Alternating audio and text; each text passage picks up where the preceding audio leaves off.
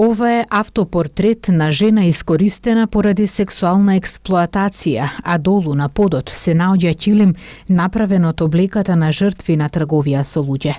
Преку овие уметнички инсталации на две артистки од Холандија, организацијата Отворена порта во соработка со Женски форум Тетово организираат 3-дневни активности со цел да се подигне свеста кај луѓето за трговијата со луѓе и конкретно за сексуалната експлоатација како најзастапен вид.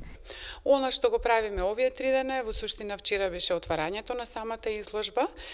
Денеска продолжуваме со дебата со млади луѓе кои што имаат желба да слушнат нешто повеќе околу трговијата со луѓе и секако она што е најважно, можните начини за заштитување да не западнат во оваа криминална мрежа.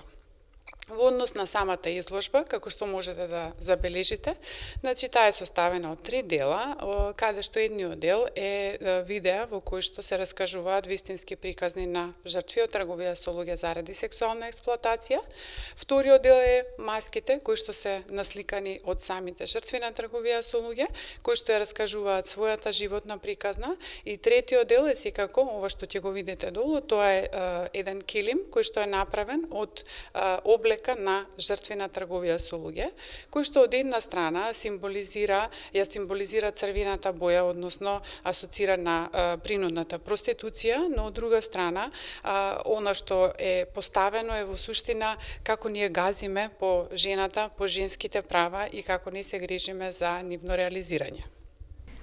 Отворена порта е здружение за акција против насилство и трговија со луѓе, која започнала со работа во 2000 година, кога група на жени ентузијасти ја препознаа сериозноста на проблемот од трговијата со луѓе во Македонија и решија да го дадат својот придонес преку основање на организацијата.